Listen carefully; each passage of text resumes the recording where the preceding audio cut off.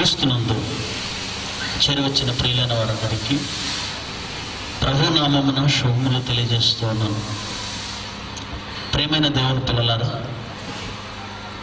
గత 2 దినములుగా మానవ జన్మ వెనుక పరమార్థాన్ని, అసలు మనిషి అంటే ఎవరు అన్న నిజాన్ని, మరణము అన్నదానికి దేవుడిచ్చిన నిర్వచనాన్ని, అది ముగింపు కాదు అని, మరో లోకానికి అది ప్రారంభమవుతుంది అని వాస్తవాలను నిన్నటి దినాన మీరు విన్నారు. ఈరోజు కూడా మరికొద్ది నిమిషాలు మీరు శ్రద్ధ కలిగి దేవుని మాటలు వినగలిగితే చాలా మంచి సంగతులు దేవుడు మన కొరకు వ్రాయించిన వాటిని మనమంతా ఆలోచన చేద్దాం. ప్రేమైన దేవుని వల్లరా, ఈ భూమి మీద మనుషులలో మరణం తర్వాత ఏం జరుగుతుంది అన్న దానిపై చాలా రకాల అభిప్రాయాలు ఉన్నాయి. ఎవరి అభిప్రాయాలైనా ఊహాజనితాలే అన్న సంగతి మనం గ్రహించాలి. ఎందుకంటే కళ్ళ ముందు కనబడనిది, కంటితో చూడలేనిది,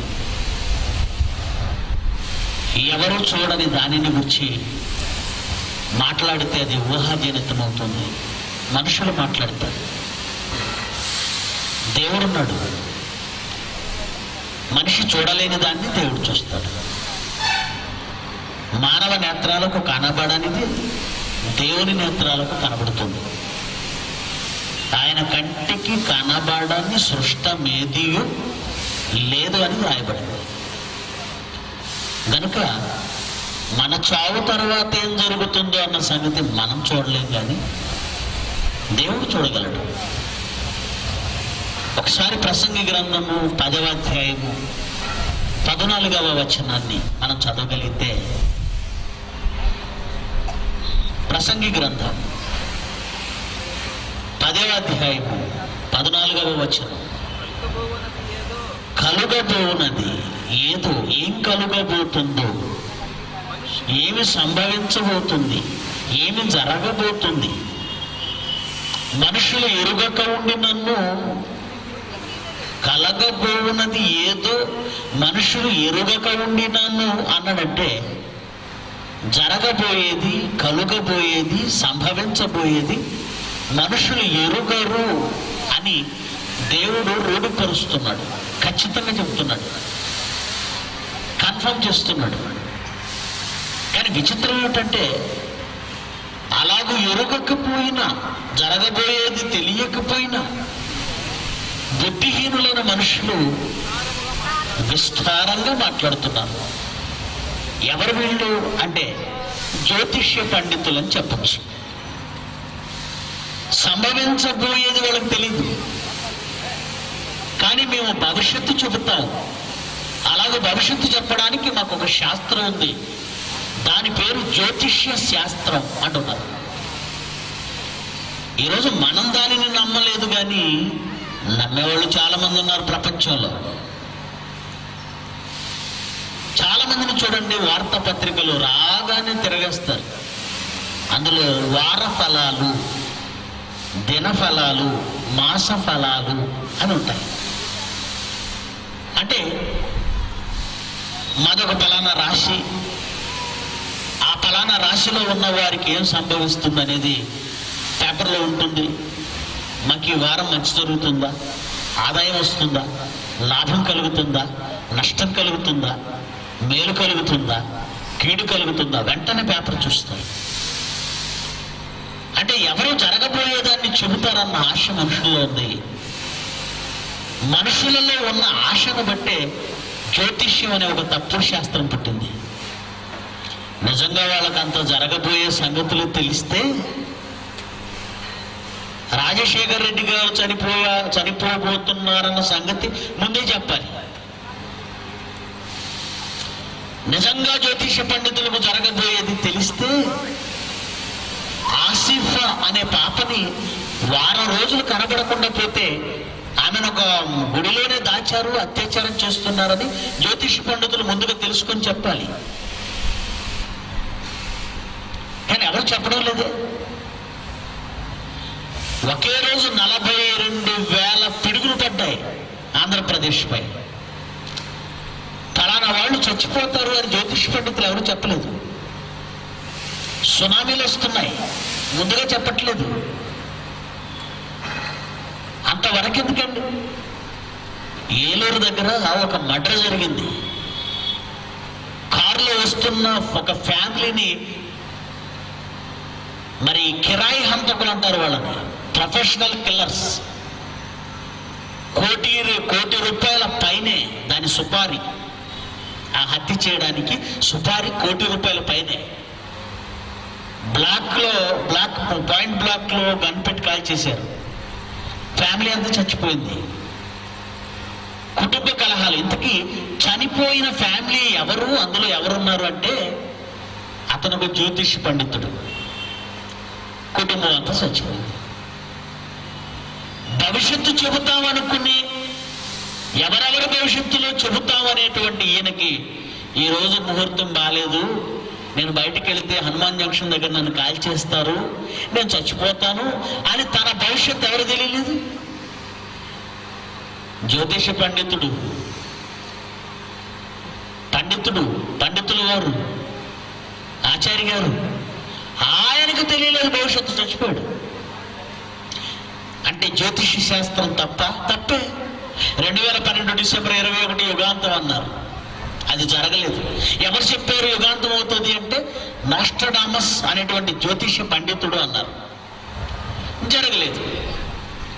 జయశాలి పిడి సుందరరావు గారు 40 ఏళ్ల క్రిందటే జ్యోతిష్యం ఒక మూఢనమ్మకం అని జ్యోతిష్యాన్ని సవాల్ చేస్తూ జరగబోయేది, సంభవించబోయేది, కలగబోయేది మనుషులు ఎరుగరని దేవుడు చెప్పాడు గనక దేవుని మాటను బట్టి జ్యోతిష శాస్త్రం తప్పు అని సవాలు చేస్తూ జ్యోతిష శాస్త్రాన్ని సవాలు చేసిన బైబిల్ అని ఆయన మాటలాడిన ఆడియో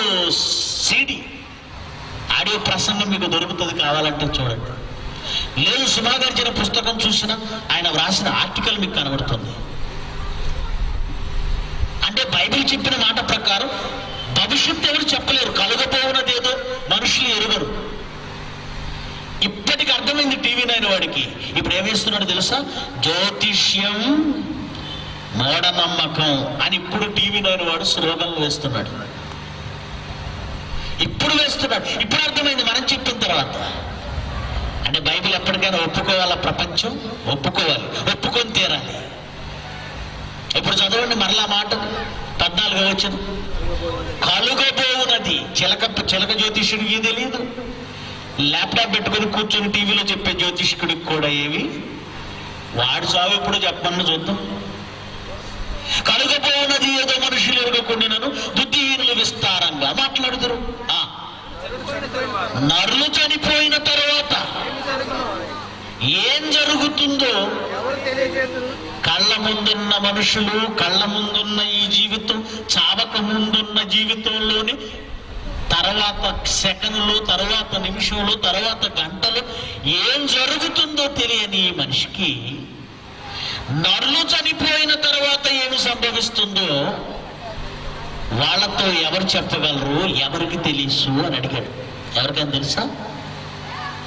ఈ భూమి మీద ఎవరైనా పిల్లలు తప్పిపోయారు అనుకోండి, వాళ్ళు ఎక్కడ ఉన్నారో తెలియదు, ఏం చేస్తున్నారో తెలియదు, ఎటు వెళ్ళారో తెలియదు, ఎవరి చేతిలో చిక్కారో తెలియదు.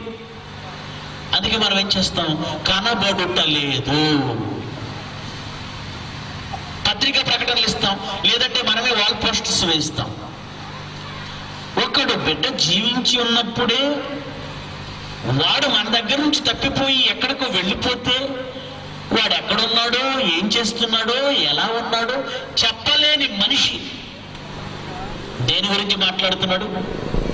నరులు పోయిన తర్వాత ఏమి సంభవించునో వారికి తెలియకపోయినా బుద్ధిహీనులు ఏం చేస్తున్నారు? విస్తారంగా మాట్లాడుతున్నారు. ఏమని? మొదటి ప్రసంగంలోనే ఉంటారు.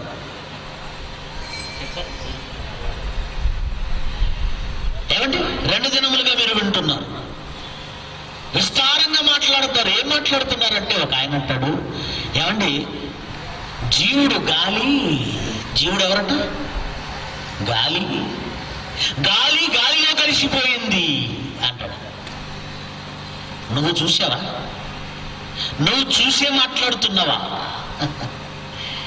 గాలి గాలిలో కలవడం నువ్వు చూసావా? చూసే మాట్లాడుతున్నావా? ఎవరు చూశారు? ఒక ఆయన అంటాడు, కళ్ళు తెరుచుకొని ఉన్నాడండి, కళ్ళల్లో నుండి పోయిందండి అంటాడు. ఏంటది? కళ్ళల్లో నుండి పోయిందండి, కంటికి కనబడిందా?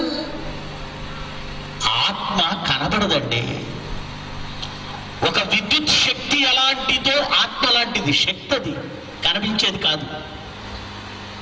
కరెంట్ ఉందో లేదో చూడండి అంటే ఏం చూస్తాం?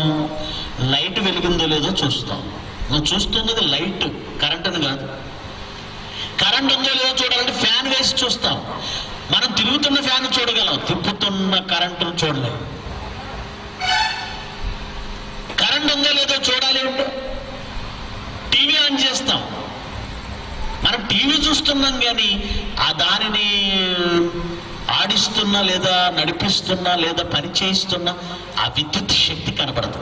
ఆత్మ కూడా శక్తి, కంటికి కనబడదు. అది కంటికి కనబడని ఒక ఆత్మ దేహాన్ని విడిచి వెళుతుంటే ఎక్కడికి వెళ్ళిందో ఏమైందో నువ్వు చూడవు కదా.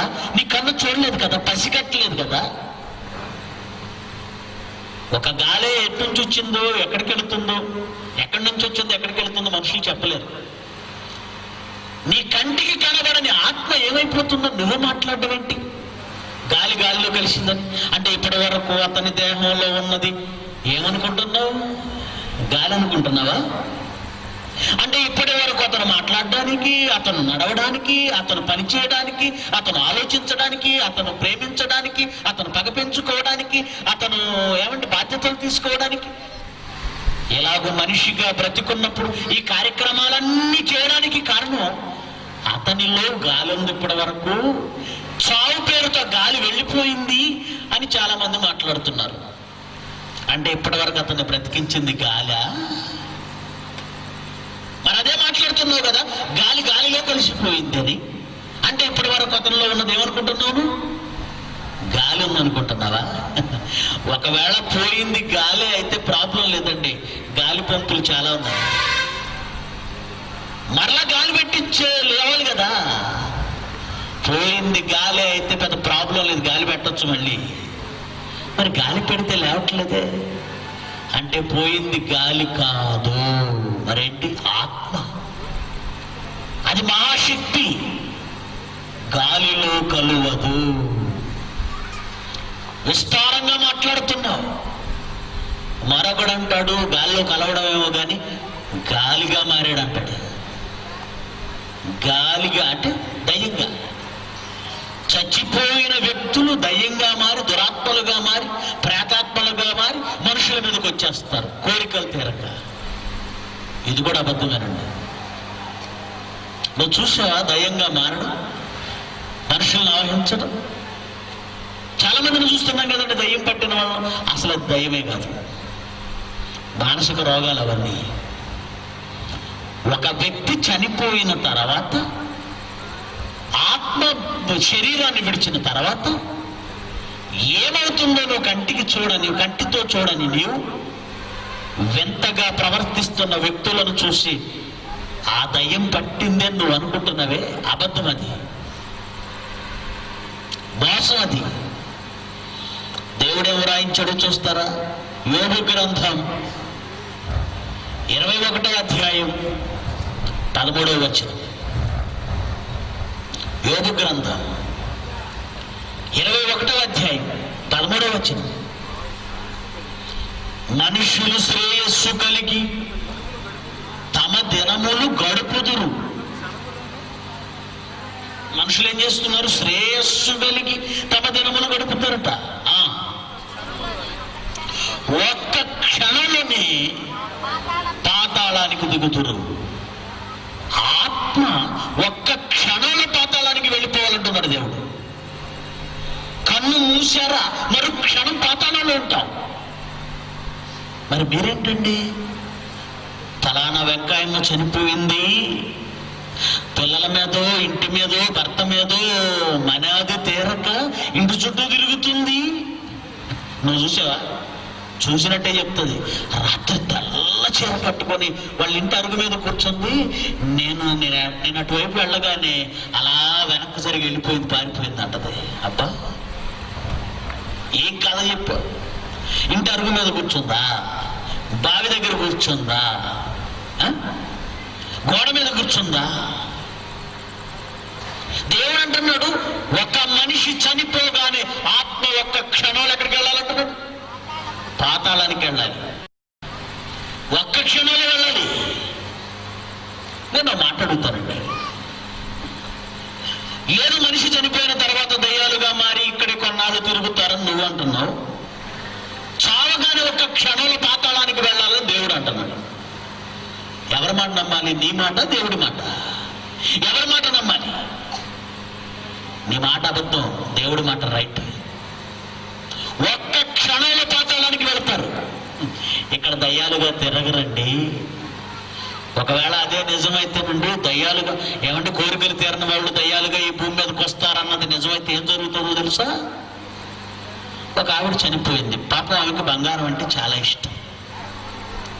బంగారం గొలుసు కొనుక్కోవాలనుకుంది, కొనుక్కోకుండానే చనిపోయింది. ఆమె దయ్యం అయితే ముందేం చేస్తుందో తెలుసా? నగల షాపుకి వెళ్ళిపోయి నగలన్నీ దొంగతనం చేసి తీసుకెళ్తుంది. ఒక మనిషి దొంగతనం చేస్తుంటే సీసీ కెమెరా పట్టుకుంటారు, కానీ ఒక దయ్యం దొంగతనం చేస్తుంటే సీసీ కెమెరాలు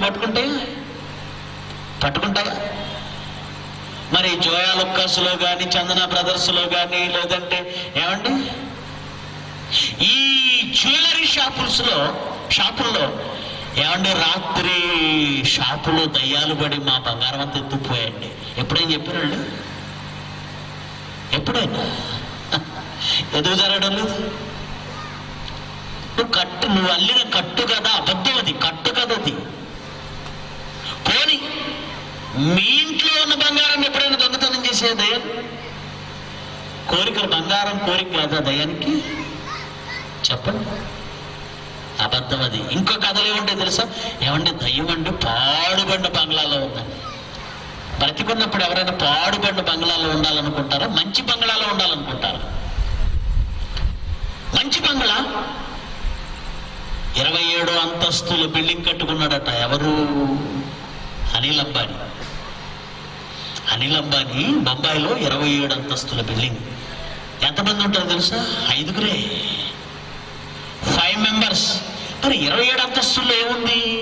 అందులోనే మార్కెటింగ్, షాపింగ్ మాల్, అందులోనే బాల్కనీ, అందులోనే స్విమ్మింగ్ పూల్, పార్కు, అందులోనే సినిమా హాలు, అందులోనే స్కూలు, అందులోనే గుడి. మొత్తం 27 అంతస్తులు, 5.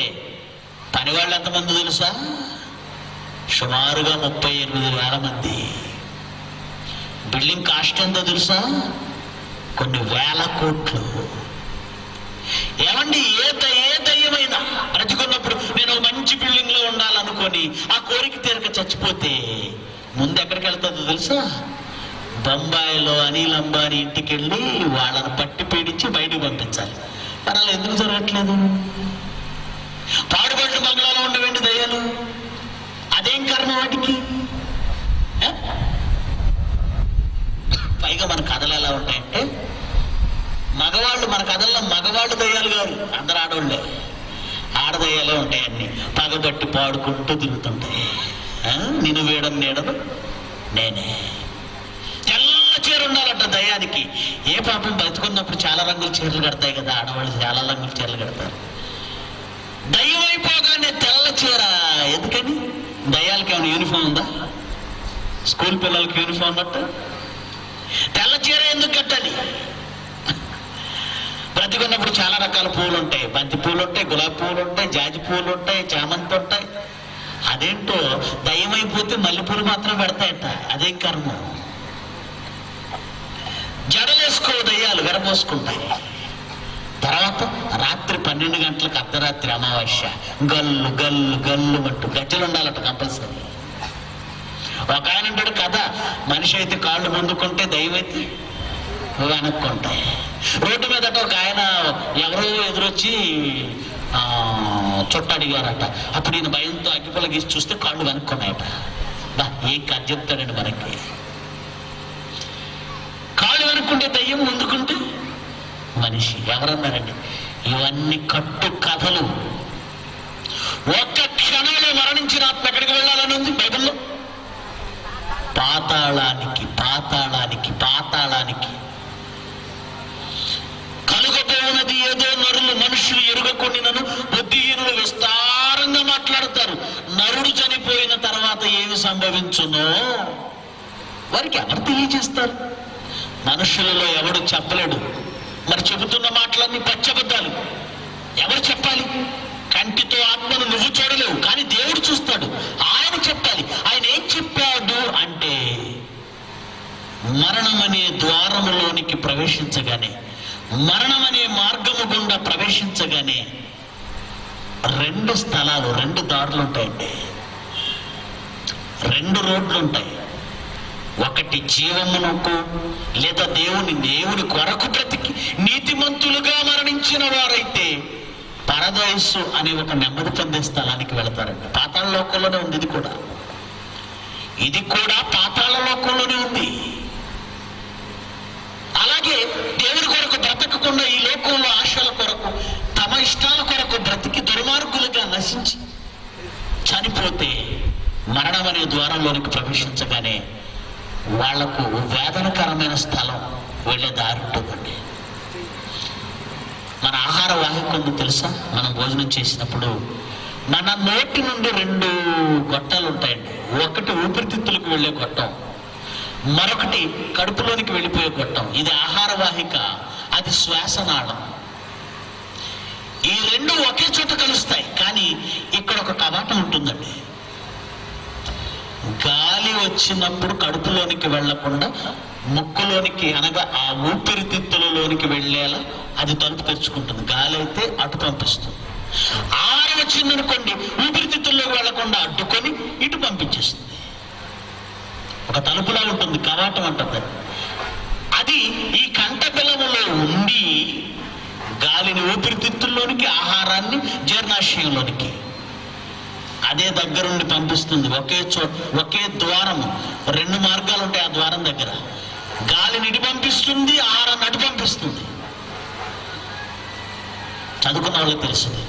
అలాగే మరణం అనే ద్వారంలో నీతిమంతుడు ప్రవేశించగానే తలుపు పరదేశం వైపు తెలుసుకుంటుంది. దుర్మార్గుడు ప్రవేశించగానే తలుపు వేదనకరమైన స్థలంలోనికి పంపించేస్తుంది. అంటే మరణం అనేది మనిషికి ముగింపు కాదు. మరో లోకానికి, మరో జీవితానికి, మరో కాలానికి, మరో విశ్వానికి అది ఆరంభం. మరణం అనే ద్వారము నుండి మరో విశ్వంలో అడుగు పెడుతున్నారు, లేదా మరో లోకంలో అడుగు పెడుతున్నారు, మరో జీవితంలోకి అడుగు పెడుతున్నారు. అందుకే షేక్స్పియర్ పూర్తిగా అవగాహన లేకపోయినా కొంతవరకు ఒక మాట చెప్పాడండి. Death is the gate of life అన్నాడు. Death is the gate of life. అందరికీ కాదు సుమండి, అది షేక్స్పియర్కి తెలియదు. కొంత నిజం చెప్పాడు. కొందరికి జీవమునివ్వడానికి, కొందరికి నిత్య నాశనం ఇవ్వడానికి మరణం అనేది ఒక గేట్లా ఉంటుంది. గేట్లా అంటే ఈ భూమి మీద తనువు చాలించి మట్టిలోనికి ఈ శవాన్ని పంపించిన తర్వాత ఆత్మ 2 స్థలాలకు చేరిపోతుంది. ఒకే లోకంలో ఉన్న 2 స్థలాలు, పాతాళ లోకంలో ఉన్న 2 స్థలాలు. అందుకే లూకాసు వార్త 16వ అధ్యాయం 19వ వచనం నుంచి మనం చూడగలిగితే, నీతిమంతుడైన వాడు, దుర్మార్గుడైన వాడు ఒకే లోకంలో 2 వేరువేరు ప్రదేశాలకు వెళ్ళినట్లుగా క్లియర్ గా మనకు కనబడుతుంది. లూకాసు వార్త 16వ అధ్యాయం 19వ వచనం. లూకాసు వార్త 16వ అధ్యాయం 19వ వచనం చదవండి. ధనవంతుడు ఒకడుండెను, వాడికున్న పని, వాడికున్న దినచర్య చూడండి. ఉదారంగు బట్టలు, సన్నపు నార వస్త్రములు వేసుకుని ప్రతి దినము బహుగా సుఖపడుచుండేవాడు. దేవుడు అక్కర్లేదు, భక్తి అక్కర్లేదు, బైబిల్ అక్కర్లేదు, ఏమీ అక్కర్లేదు వాడికి. ప్రతి దినము బహుగా సుఖపడడం ఒక్కటే అతనికి తెలిసింది. అదే కాలంలో, అదే ప్రాంతంలో, అదే చోట, అదే ఇంటి దగ్గర లాజరు అనే ఒక దరిద్రుడు కూడా ఉన్నాడు. వాడు ఎలా ఉన్నాడో తెలుసు? శరీరం అంతా కురుపులతో నిండిపోయింది. చదవండి. అతడు ధనవంతుడి ఇంటి వాకిట పడి ఉన్నాడు. అతని బల్ల మీద పడి బల్ల మీద నుండి పడి రొట్టె బుక్కలతో ఆకలి తీర్చుకొని కోరాడు. అంతేకాదండి, ఆకలి తీర్చుకొని కోరాడు. గేటు బయట ఉన్నాడు, ఇంటి వాకిట పడి ఉన్నాడు, వాకిట్లో పడి ఉన్నాడు. ధనవంతుడు భోజనం చేయాలి, ఆ భోజనం చేసేటప్పుడు రొట్టె ముక్కలు కింద పడాలి, ఆ కింద పడిన రొట్టె ముక్కలు పని వాళ్ళు బయట పడేయాలి, అప్పుడు వచ్చి నేను ఆహారం తీసుకోవాలని అనుకుంటుంటే అతనితో పాటు ఏమన్నాడు? అక్కడ కుక్కలున్నాయి. ఆ కుక్కలు ఆహారాన్ని తింటున్నాయి. తర్వాత వచ్చి ఏం చేస్తున్నాయట? కురుపులు నాకేస్తున్నాయి. ఇన్ఫెక్షన్ కదండి. కుక్కలు వచ్చి కురుపులు నాకడం అంటే ఇన్ఫెక్షన్ ఇంకా పెరిగిపోతుంది. ఇంకా చదవండి, తర్వాత చదవండి. ఆకలితో చచ్చిపోయాడు, రోగంతో చచ్చిపోయాడు. శరీరం అంతా కురుపులు కురుపులు కురుపులు కురుపులు, బాడీ మొత్తం ఇన్ఫెక్షన్ అయిపోయింది, సెప్టిక్ అయిపోయిందండి. దానికి తోడు ఆహారం లేదు. రొట్టె ముక్కలు ఎవరికేస్తారండి? కొంచెం ఆరోగ్యంగా ఉన్నవాడిని చూస్తే దగ్గరికి రాబుద్ది అవుతుంది, ఒక రొట్టె ముక్క ఇవ్వబుద్ది అవుతుంది. శరీరం అంతా సెప్టిక్ అయిపోయి చూడడానికి కంపు కొడుతున్న ఈ దేహం దగ్గరికి ఎవరు వస్తారు? ఎవరు ఆహారం వస్తారు? ఆకలితో చచ్చిపోయాడు. శరీరం అంతా కురుపులతో ఇన్ఫెక్షన్ అయిపోయి చచ్చిపోయాడు. అలా చచ్చిపోగానే ఏం జరిగిందో చూడండి. దేవదూతల చేత అబ్రాహాము రొమ్మును ఆనుకొనుటకు అతడు ఏమండి, ఆరోగ్యం బాలేదేమో, శరీరం బాలేదేమో, అందం లేదేమో, కానీ ఇతను దేవుని కోసం బ్రతికిన వ్యక్తి అని అర్థమైపోవాలండి, భక్తుడని అర్థమైపోవాలి, దేవుణ్ణి ప్రేమించినవాడు, దేవుని ధర్మం ఏంటో తెలిసినవాడు. అందుకే అతను చనిపోగానే అతని కొరకు దేవదూతలు వచ్చాయి. ఎక్కడికి కొనిపోబడుతున్నాయట? ఎక్కడికి కొనిపోతున్నాయట? లాజరుని అబ్రాహాము రొమ్మున ఆనుకొనుటకు కొనిపోబడెను. అబ్రాహాము రొమ్మున ఆనుకొనుటకు, అబ్రాహాము రొమ్మున ఆనుకొనుటకు. అబ్రాహాం ఎవరు? విశ్వాసులకు తండ్రి, నీతిమంతుడు. అబ్రాహాం ఎక్కడున్నాడో అక్కడికి లాజరు వెళ్ళిపోయాడు. తర్వాత ఏం జరిగింది? ధనవంతుడు కూడా చనిపోయి, ధనవంతుడు కూడా చనిపోవడం. ధనవంతుడు చచ్చిపోడా? ధనవంతుడైనా చచ్చిపోవాలి, కుబేరుడైనా చనిపోవాలి, బిలిగేట్స్ అయినా చనిపోవాలి, అంబానీ అయినా చనిపోవాలి. చావుకు ఎవరైనా ఒక్కటే. చచ్చిపోయాడు ధనవంతుడు. చనిపోయి పాతి పెట్టబడ్డాడు. అప్పుడు అతడు పాతాళంలో బాధపడుచు. ధనవంతుడు పాతాళానికి వెళ్ళాడు, అక్కడ బాధపడుచున్నాడు. చాలా మంది దీన్ని కథ అనుకుంటారు. చాలా మంది యేసుక్రీస్తు ఏదో ఉపమానం చెప్పాడు అనుకుంటారు. ఆయన ఉపమానం చెప్పాడు, కానీ ఇది కథ కాదు, జరిగినది చెప్పాడు. జరిగినది ఉపమానమని, ఏదో కథ చెప్పాడని, కల్పితం చెప్పాడని చాలా మంది అమాయకంగా అనుకుంటున్నారు. తప్పది. యథార్థ గాథ చెప్పాడు, జరుగుతున్నది చెప్పాడు ఆయన. అబ్రహాం అనే క్యారెక్టర్ కల్పితం కాదే, ఒరిజినల్. కనాను భూమిలో బ్రతికినవాడు, కల్దీయుల దేశం నుంచి వచ్చినవాడు అబ్రహాం. ఈ భూమి మీద అతనికి ఒక చరిత్ర ఉంది. అతని రొమ్మును ఆనుకోవడానికి ఈ లాజరు కొనిపోబడ్డాడు. ధనవంతుడు కూడా చచ్చిపోయి పాతి పెట్టబడను. అప్పుడు అతను ఎక్కడికి వెళ్ళాడట? పాతాళంలో బాధపడుచు. కన్నులెత్తి పాతాళంలో దూరంగా చూస్తే దూరాన్ని ఎవరో కనపడుతున్నారట. పాతాళ లోకంలో దూరంగా ఎవరో కనబడుతున్నారు. అబ్రహామును అతని రొమ్మును ఆనుకొని ఉన్న లాజరు. అదేంటండి, ధనవంతుడు పాతాళంలోనికి వెళితే దూరం నుంచి చూస్తే అక్కడ అబ్రహాము లాజరు కనబడ్డమేమిటి అంటే, వాళ్ళు బాధపడుతున్నారు, వాళ్ళు కూడా మంటల్లో కేకలేస్తున్నారు, వాళ్ళు కూడా వేదనకరమైన స్థలంలో ఉన్నారని మీరు అనుకోకండి. పాతాళం అంటే రెండు రెండు భాగాలు కలిగిన ఒక ఇల్లు లాంటిది. ఒక ఇల్లు ఉందనుకోండి, రెండు పోర్షన్లు ఉంటాయి. చాలా మంది రెండు పోర్షన్లు కట్టుకుంటారు. ఈ పక్క ఒక పోర్షన్, ఈ పక్క ఒక పోర్షన్. పాతాళం కూడా అలాంటిదే. రెండు భాగాలుగా విభజించబడి ఒక ప్రక్క నీతిమంతులు నెమ్మది పొందే స్థలం అది, మరో ప్రక్క దుర్మార్గులైన వారు, అనీతిమంతులైన వారు వేదన పొందే స్థలం అది. ధనవంతుడు వేదన పొందే స్థలానికి వెళ్ళిపోయి కన్నులెత్తి చూస్తే దూరంగా నీతిమంతులు ఉండే చోట, నెమ్మది పొందుతున్న చోట, ప్రశాంతత ఉన్న చోట అబ్రహాం కనబడుతున్నాడు. అతని రొమ్మున లాజరు కనబడుతున్నాడు. కన్నులెత్తి చూడగానే అప్పుడు పిలుస్తున్నాడు. చూడండి అబ్రహాం, తండ్రి అయిన అబ్రహామా, నా యందు కనికరపడి అదో అతని వ్రేలి కొనను నీళ్ళల్లో ముంచి నా నాలుకను చల్లార్చుటకు లాజరును పంపించంటున్నాడు. అంటే ఇంటి దగ్గర ఉన్నప్పుడు, భూమి మీద ఉన్నప్పుడు లాజర్ అంటే చీపు, చులకన.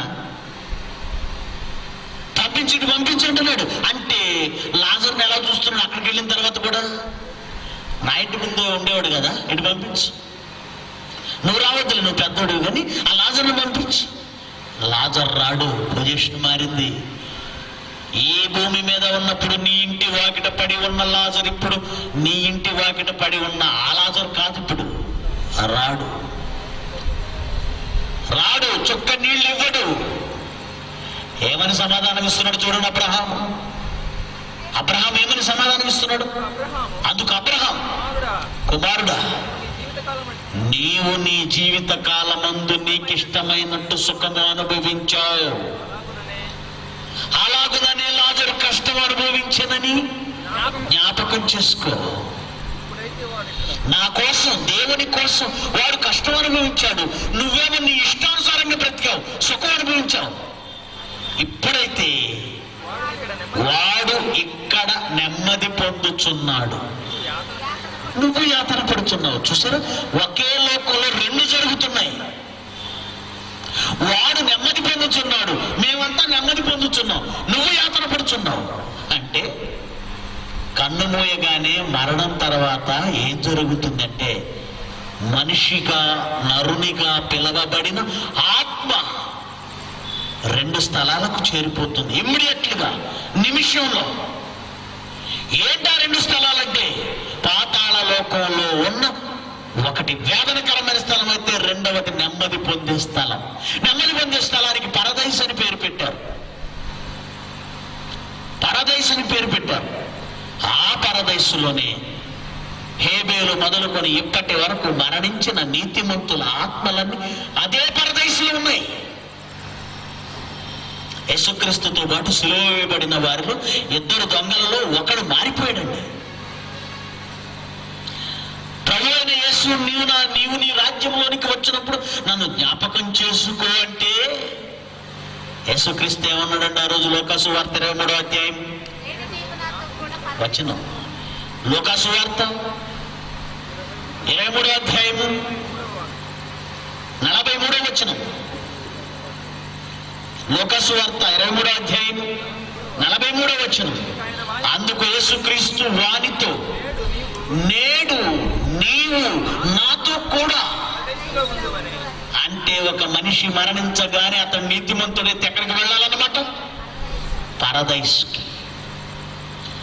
అదే ఒక మనిషి అనీతిమంతుడైతే ఎక్కడికి వెళ్ళాలన్నమాట? వేదనకరమైన స్థలానికి. మరణంతో ముగింపని ఎవరండి అన్నారు? మనిషి జీవిత పయనం గురించి చాలా మందికి అర్థం కాలేదండి. ఒకనాడు మనము పరలోకం నుండి వచ్చామండి. మన ప్రారంభం పరలోకం. దేవుడు చెప్పిన, వ్రాయించిన మాటది. ద్వితీయోపదేశకాండము 33వ అధ్యాయము 27వ వచనాన్ని మీరు చూస్తే, ద్వితీయోపదేశకాండం 33వ అధ్యాయం 27. శాశ్వతుడైన దేవుడు, ఈ భూమి పుట్టక ముందు నుంచి శాశ్వతుడైన దేవుని గర్భములోను ఉన్నావు. శాశ్వతుడైన దేవుడు నీకు నివాస స్థలం. 90 కీర్తన 1వ వచనం చూడండి. కీర్తన 90 1వ వచనం. ప్రభువా, తరతర స్థలముల నుండి మాకు నివాస స్థలము నీవే. మనిషి పయనం ఎక్కడ నుండి ప్రారంభమైందంటే మొట్టమొదట మనము దేవుని గర్భములో దేవుని నివాసముగా చేసుకొని ఆయన గర్భవాసములో ఉన్నాం. అక్కడ నుండి భూమి మీదకి వచ్చాం. ఈ భూమిని విడిస్తే మరణం పేరుతో మరణం అనే ద్వారంలోకి ప్రవేశించి 2 లోకాలకు 2 ప్రదేశాలకు చేరిపోతున్నాం. అది పాతాళ లోకంలో. మనము నీతిమంతులుగా చనిపోతే పరదేశంలోనికి, అనీతిమంతులుగా చనిపోతే వేదనకరమైన స్థలంలోకి. ఇదండి మనిషికి మరణ ముగింపు కాదండి, మరో లోకంలోనికి ప్రవేశం అండి, మరో జీవితానికి ఆరంభం అండి. అక్కడికి వెళ్ళిన తర్వాత ఏంటి పరిస్థితి? అక్కడికి వెళ్ళిన తర్వాత ఏంటి పరిస్థితి? పర్వాలేదండి, నీతిమంతులుగా వెళ్ళిన వాళ్ళ పరదేశంలో నెమ్మది పొందుతున్నారు కనుక అలాగే ఉండిపోతే పర్వాలేదు అనుకుంటే కుదరదండి. ఎందుకంటే వారందరి ఆశ ఒకటి ఉంది, దేవునిని చేరుకోవాలిగా, తండ్రి అయిన దేవుని దగ్గరకు వెళ్ళాలిగా. ఆయన ఎక్కడున్నాడు? పరలోకంలో ఉన్నాడు. మనమంతా పరలోకం వెళ్ళాలి, తండ్రి చెంతకు వెళ్ళాలి, ఆయన సింహాసనం మీద కూర్చోవాలి. అదెప్పుడు జరుగుతుంది? యేసుక్రీస్తు అన్నాడు, నేను మరలా వచ్చి నేనుండు స్థలంలో మీరు ఉండులాగున నేను మరలా వస్తాను. అంటే 2వ రాకడలో అది సాధ్యపడుతుంది. మరణించగానే పాతాళ లోకానికి వెళ్ళిపోవాలి, నీతిమంతుడైనా అనీతిమంతుడైనా. ఆ పాతాళ లోకంలో నీతిమంతుడు నెమ్మది పొందే స్థలంలో ఉండాలి, అనీతిమంతుడు వేదనకరమైన స్థలంలోకి వెళ్ళాలి. మరి పరలోకం ఎప్పుడండి వెళ్ళాలి? ఎప్పుడండి పరలోకం వెళ్ళాలి? వాళ్ళు కూడా ఎదురు చూస్తున్నారండి, వాళ్ళు కూడా ఎదురు చూస్తున్నారు. యోహాను సువార్త 14వ అధ్యాయం 2వ వచనం నుంచి మీరు చూస్తే, యోహాను సువార్త 14వ అధ్యాయం 2వ వచనం, నా తండ్రి ఇంట అనేక నివాసాలు కలవు, ఒకవేళ లేకపోతే లేవని మీతో చెప్పేవాడిని, కానీ ఉన్నాయి. నేను ఇప్పుడు ఎందుకు వెళుతున్నానంటే, మొదటి రాకడలోనే అన్నాడు, నేను ఇప్పుడు ఎందుకు వెళుతున్నానంటే మీకు స్థలము సిద్ధపరచ వెళ్ళుచున్నాను. నేను వెళ్ళి మీకు స్థలము సిద్ధపరిచిన ఎడల నేనుండే స్థలములో మీరును ఉండులాగున మరలా వచ్చి మిమ్మల్ని నా యొద్దకు తీసుకొని పోతాను, నా యొద్ద ఉండుటకు తీసుకొని పోతాను. అంటే 2వ రాకడలో పరదేశంలో ఉన్న ఆత్మలు, ఈ భూమి మీద బ్రతికున్న నీతిమంతులు అందరినీ కలుపుకొని ఆయన 2వ రాకడలో పరలోకానికి తీసుకువెళతాడు. ఎలా జరుగుతుందండి ఇదంతా? ఎలా సంభవిస్తుంది ఇదంతా? ఎలా జరుగుతుందో యేసుక్రీస్తు చెబుతున్నాడు. చాలా జాగ్రత్తగా చూడండి, ఆయనే చెబుతున్నాడు. యోహాను సువార్త 5వ అధ్యాయము 28వ వచనం. యోహాను సువార్త 5వ అధ్యాయము 28. దీనికి ఆశ్చర్యపడకండి.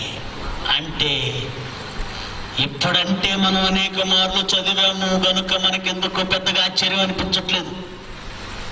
మనం అనేక సార్లు విన్నాం కనుక పెద్దగా ఆశ్చర్యం అనిపించటం లేదు. కానీ మొట్టమొదటిగా ఈ ప్రపంచానికి ఈ విషయాన్ని యేసుక్రీస్తు చెబుతున్నప్పుడు ప్రపంచం నివ్వెరపోయింది, ఆశ్చర్యపోయింది. వాళ్ళకి అర్థం కాలేదు ఆ సంగతులు.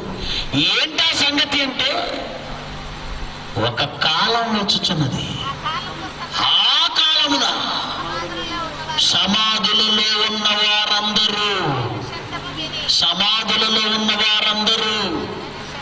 ఆయన శబ్దము విని మేలు చేసిన వారు జీవ పునరుద్ధానమునకు, కీడు చేసిన వారు అంటే కీడు చేసి చచ్చిపోయి సమాధిలో పెట్టబడిన వాళ్ళు కూడా తీర్పు పునరుద్ధానమునకు బయటికి వచ్చేదారు. ఎక్కడి నుంచి బయటకు వస్తారన్నాడు? సమాధులలో ఉన్న వారందరూ మరణించిన తర్వాత పాతాళ లోకంలో కొందరు పరదేశికి, కొందరు వేదనకరమైన స్థలానికి వెళ్ళిపోయిన వాళ్ళు ఎప్పటికీ ఎల్లకాలం శాశ్వతంగా యుగ యుగాలు అలాగే ఉండిపోతారేమో అనుకుంటే యేసుక్రీస్తు అన్నాడు, కాదు నాయన, మరొకటి జరగవలసిందన్నాడు. ఏంటిది? నేను రెండవసారి వచ్చినప్పుడు సమాధులలో ఉన్నారే, ఆ సమాధులను పగలగొట్టుకొని వాళ్ళు బయటకు వస్తారు నాయన అన్నాడు. ఆ రోజు శిష్యులు ఆశ్చర్యపోయారండి. ఆ రోజు ఆయన మాటలు విన్న వాళ్ళంతా ఆశ్చర్యపోయారు. ఆయన ముందే చెప్పాడు, దీనికి ఆశ్చర్యపడకండి అన్నాడు. మనకు కూడా ఎన్నో అనుమానాలు, ఎన్నో సందేహాలు, ఎన్నో అనుమానాలు. అలాంటి అనుమానమే ఒకడికి వచ్చిందండి. 1 కొరింథీ పత్రిక 15వ అధ్యాయం 33 నుండి చూడండి. ఒకడికి అనుమానం వచ్చింది. కొరింథీయులకు రాసిన 1 పత్రిక 15వ అధ్యాయం 33.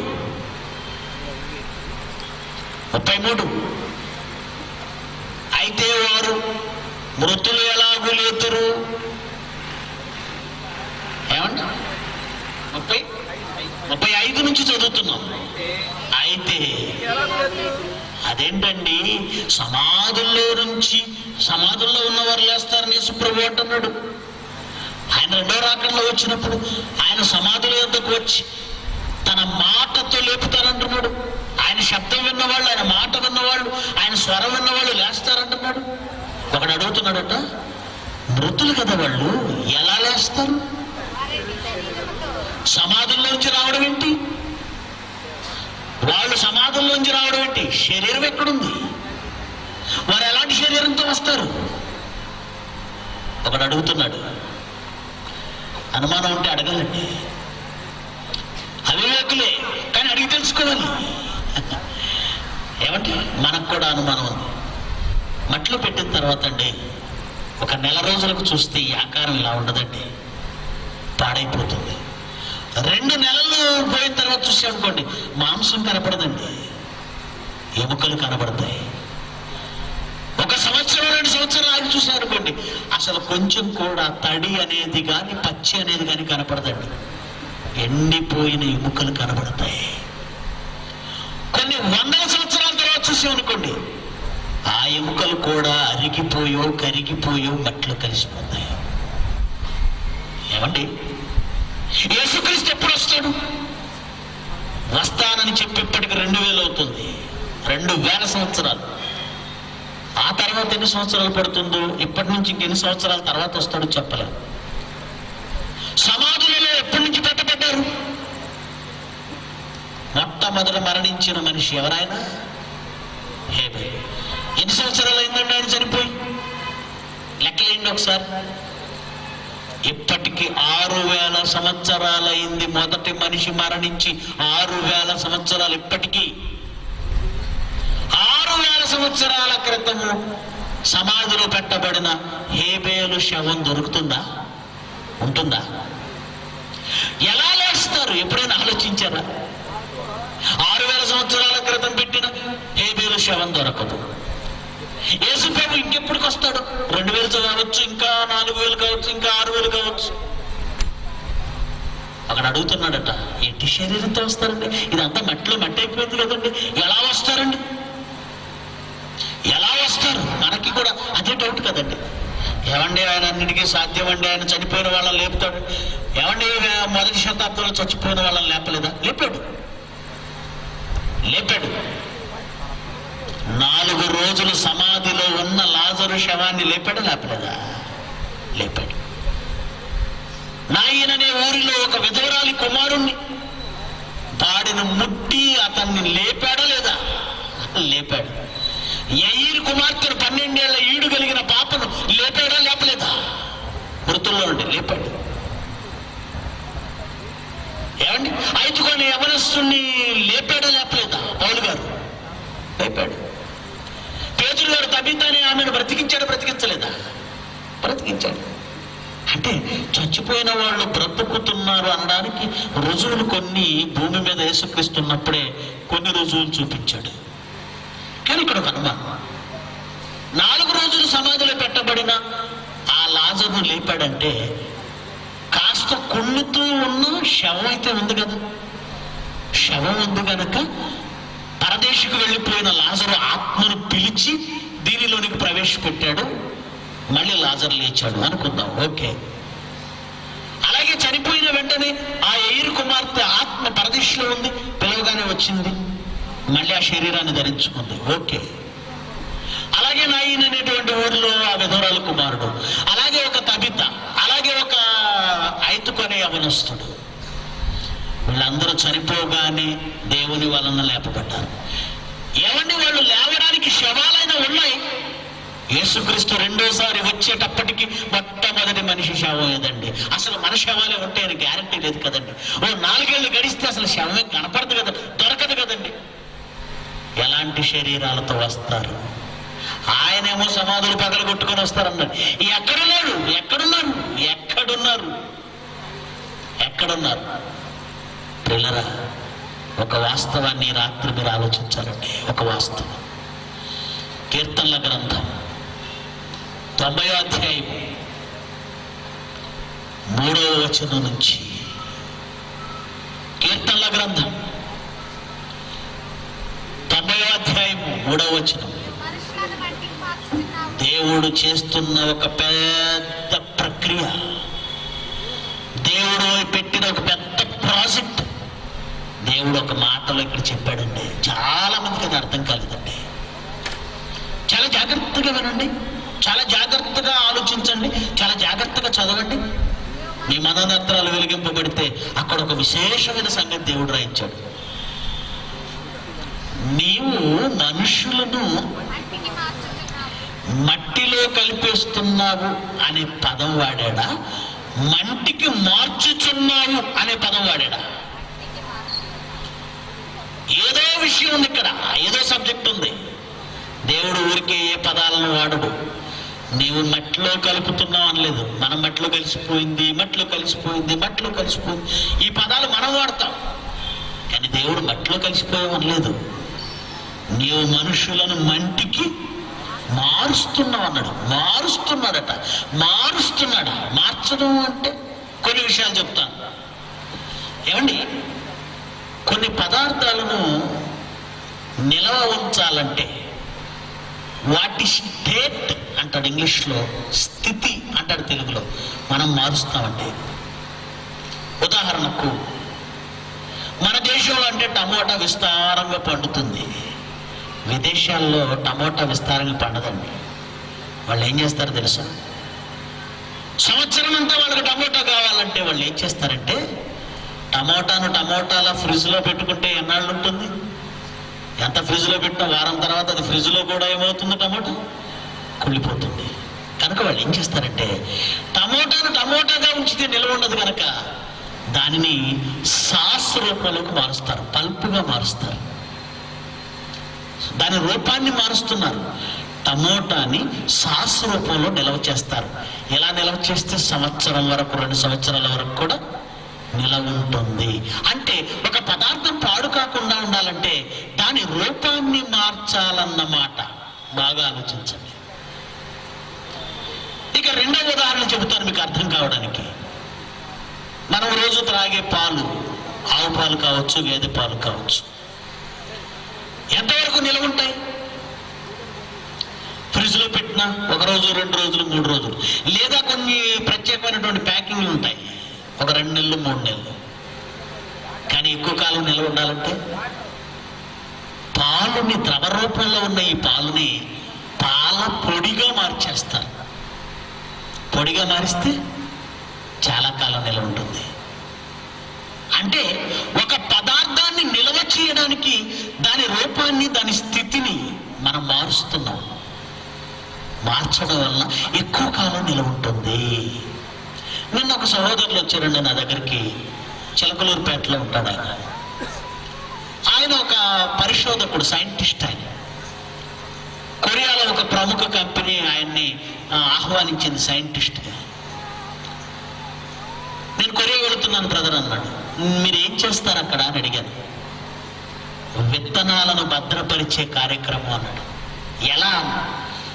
-180 డిగ్రీల సెంటీగ్రేడ్ల వద్ద కొన్ని రకాల పదార్థాలను ఉపయోగించి మేము విత్తనాలను అలాగే జీవంగా ఉంచుతాం. ఎన్ని సంవత్సరాల వరకు అన్నాం? 5 ఏళ్ల వరకు అన్నాడు. 5 ఏళ్ల వరకు కొన్ని విత్తనాలు పాడు కాకుండా వాళ్ళు కొన్ని ప్రత్యేక పద్ధతులను ఉపయోగించి నిల్వ ఉంచగలరట. ఏమండి, మనిషికున్న టెక్నాలజీ మీరు చూస్తే ఒక టమోటా నిల్వ ఉంచడానికి దాని పదార్థాన్ని, దాని రూపాన్ని మారుస్తున్నాడు. అలాగే ఒక పాలని మార్చితే, దాని రూపాన్ని మారిస్తే అది శాశ్వతంగా, లేదంటే కొన్ని సంవత్సరాల పాటు, పాల పొడిగా ఉంటే కొన్ని సంవత్సరాల పాటు నిల్వ ఉండడం చూస్తున్నాం. ఇకపోతే పాలల్లో నుంచే వస్తుంది వెన్నను అలా ఉంచితే పాడైపోద్ది. వెన్నన్నే కాసామనుకోండి, ఏమైపోతుంది? వేడి చేస్తే నెయ్యి అవుతుంది. పాలు పాడైపోతాయి, పెరుగు పాడైపోతుంది, మజ్జిగ పాడైపోతుంది, వెన్న పాడైపోతుంది. కానీ వెన్నను నువ్వు వేడి చేస్తే దానిలో నుంచి వస్తుంది నెయ్యి, అది ఎప్పటికీ పాడు కాదు. అంటే ఒక పదార్థాన్ని నిల్వ ఉంచడానికి దాని రూపాలు మనం మారుస్తున్నాం. ఇప్పుడు ఆలోచించండి, దేవుడు చెప్పిన మాట 3వ వచనం, 90వ కీర్తన 3వ వచనం, నీవు మనుష్యులను మంటికి మారుస్తున్నాడు. అంటే ఈ శవాన్ని ఇలాగే ఉంచితే పాడైపోతుందని తెలుసు కనుక దేవుడు నిలవ ఉంచడానికి దీన్ని ఏం చేస్తున్నాడట? మారుస్తున్నాడు. ఎలా? మంటిగా కణాలుగా, మట్టి అణువులుగా మారుస్తున్నాడట. ఒకప్పుడండి ఇది మట్టే, మీ అందరికీ తెలుసు. ఒకప్పుడేంటిది? మట్టే. ఒకప్పుడు మట్టి నుండి వచ్చిన దీనిని మట్టిగా మార్చి ఆ మట్టిలో నిలువ చేస్తున్నాడు. ఇది తెలియాలి, చాలా మందికి తెలియదు. దానిని మట్టిగా మార్చి మట్టిలో నిలువ చేస్తున్నాడు. అది ఆయన టెక్నాలజీ. ఎన్నాళ్ళు నిలవ ఉంటుంది? ఈ భూమి పుట్టి ఎన్నాళ్ళు అవుతుంది అని శాస్త్రవేత్తలను అడిగితే ఒకనాడు 1500 కోట్ల సంవత్సరాలు అన్నారు, తర్వాత 1200 కోట్లు అన్నారు, ఇప్పుడు రీసెంట్ గా భూమి పుట్టి 450 కోట్లు అంటున్నారు. ఓకే, వాళ్ళ లెక్క కాసేపు తీసుకుందాం. ఇప్పుడు చూస్తున్న ఈ నేల, ఈ కారంపొడిలో, ఈ మైదానంలో మీరు కూర్చున్న ఈ నేల, ఈ మట్టి కణాలు ఇప్పటివి కావు. ఎప్పటివి? 450 కోట్ల సంవత్సరాల క్రితం మట్టి మీద మీరు నిలబడ్డారు. నమ్ముతారా? నమ్మరా? అప్పటికిప్పుడు మట్టి ఉందా? పాడైందా? ఇది పాడవదు. పాడవని పదార్థంగా ఈ శరీరాలను మార్చి ఇందులో నిక్షిప్తం చేశాడు.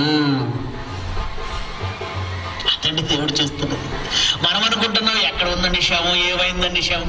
ఏం అవ్వలేదండి. ఈ భూమి ఏంటో తెలుసు, ఒక ఫ్రిడ్జ్ లాంటిది. మనం వాడుకునే ఫ్రిడ్జ్ను ఒకసారి మీరు ఆలోచించండి.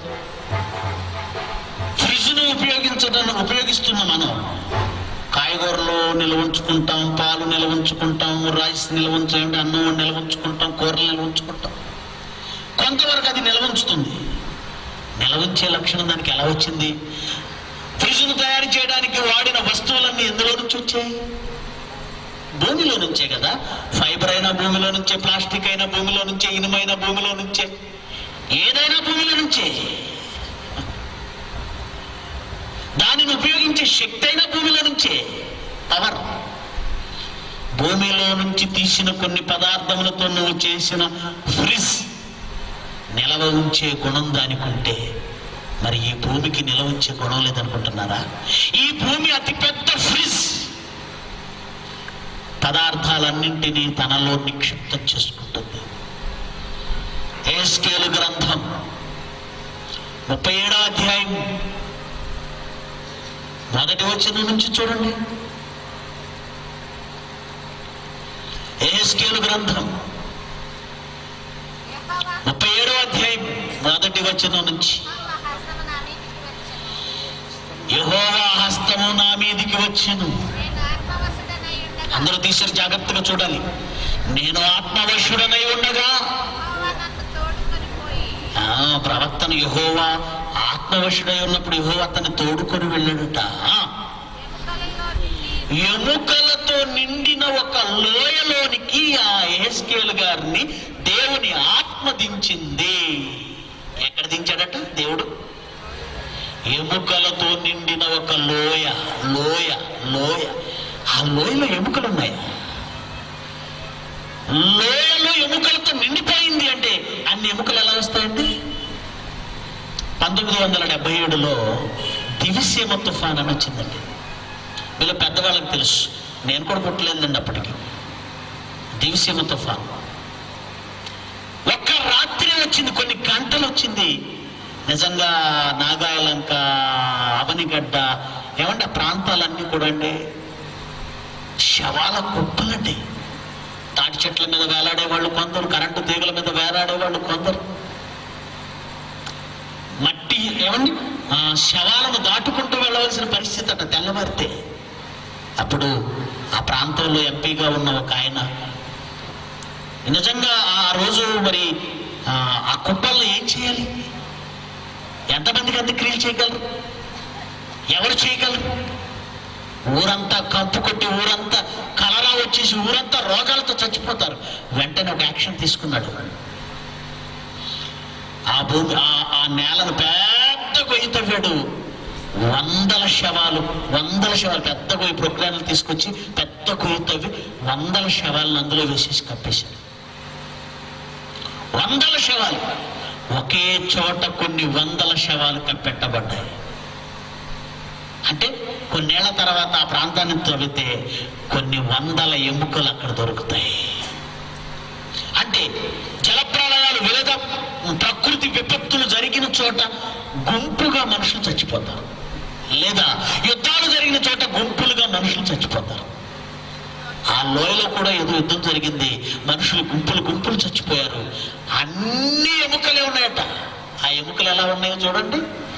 అలాంటి చోటికి దేవుడు యెహెజ్కేలు గారిని తీసుకెళ్లి దించాడట. ఎముకలు అనేకములు, ఆ లోయలు అనేకం ఉన్నాయి. అవట బాగా అసలు ఎండిపోయాయట, బొత్తిగా ఎండిపోయాయట. ఏమంటే ఎండిపోయిన ఎముక అంటే ఏంటి? ఏముంది అందులో? ఎండిపోయిన ఎముక అంటే ఏముంది? ఎముకలో ఏముంటుందని చదువుకున్న వాళ్ళు చెప్పండి. కాల్షియం అంటే సున్నమేనండి, ఇంకేమి లేదు. కాల్షియం అంటే సున్నం. చాలా మంది అంటారు కదా, ఎముకల్లో సున్నం లేకుండా కొడతాను అంటారు. అంటే ఎముకల్లో ఏముంటుంది? సున్నం. సున్నం అంటే ఏంటి? మట్టి.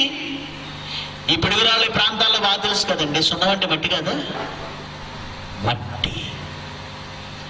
ఆ రోజు ఆ ఎముకలతో నిండిన లోయ, ఆ ఎముకలన్నీ కొంచెం కూడా పచ్చ. ఆయన వాటి మధ్య ఇటు అటు నడిపించుచున్నగా, ఇటు అట్టాడు నాయన, ఇటు అటు నడు. ఎన్ని ఆలోచనలండి! ఎండిపోయిన ఎముకలు అంటే చచ్చిపోయిన మనుషులు, ఏంటిదంతా అని రకరకాల ఆలోచనలతో అతను తిరుగుతుంటే దేవుడు ఒక ప్రశ్న అడిగాడు అతన్ని.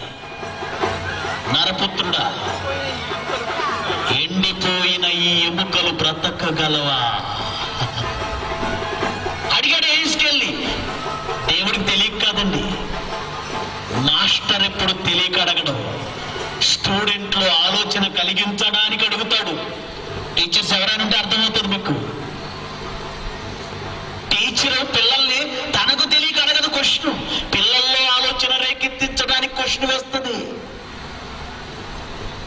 దేవుడు అడుగుతున్నాడు, యెహెజ్కేలు ఎండిపోయిన ఎముకలు బ్రతకగలవా అని అడిగాడు.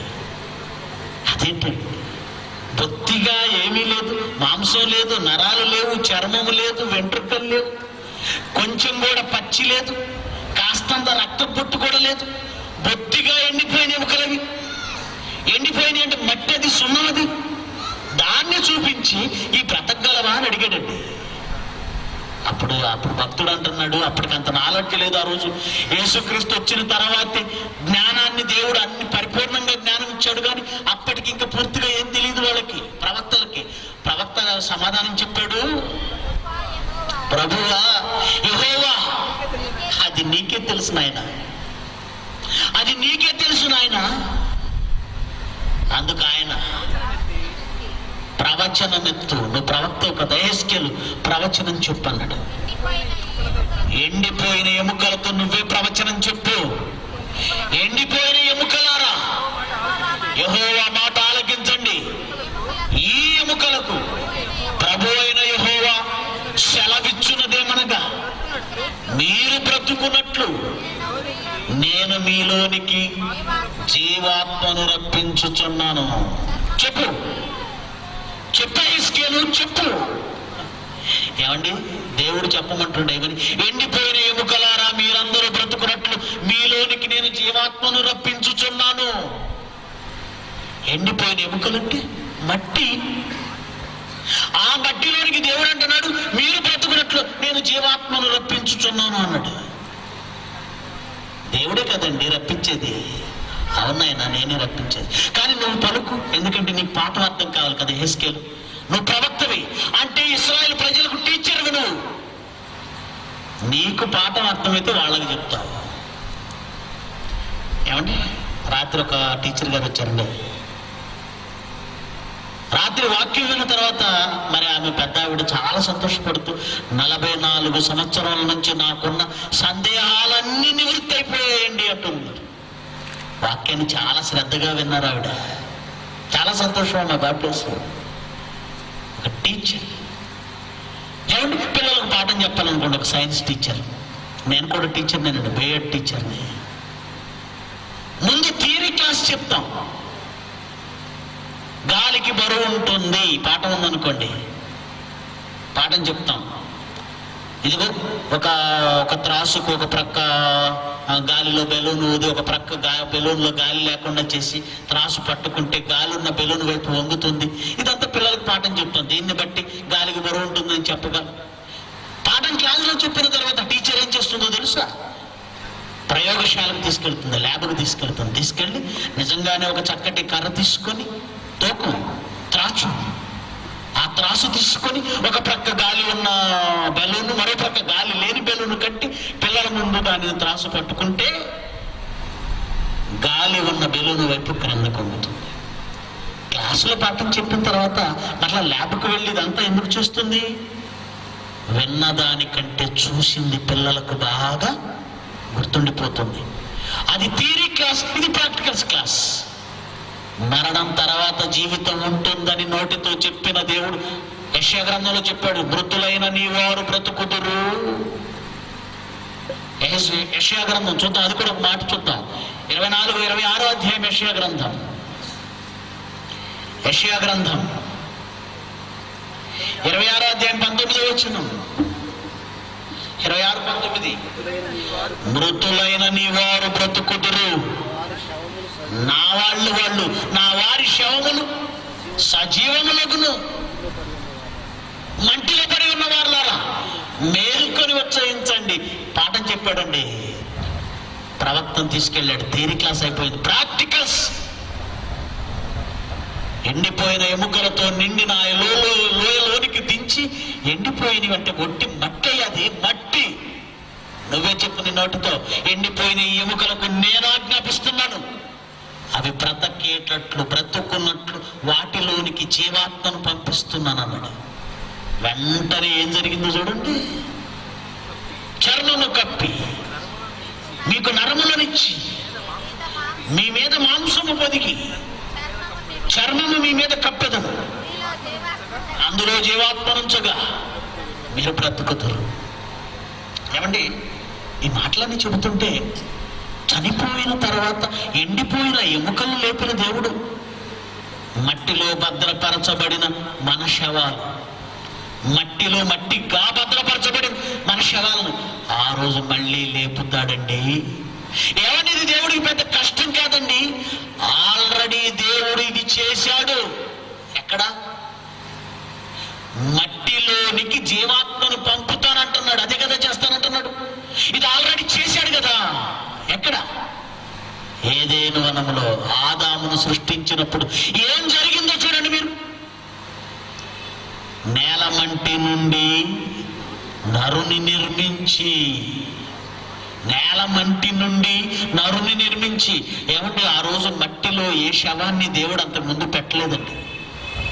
ఏ శవము, ఏ శరీరము ఆ మట్టిలో భద్రపరచక ముందే మట్టి నుండి ఒక శరీరాన్ని చేశాడు.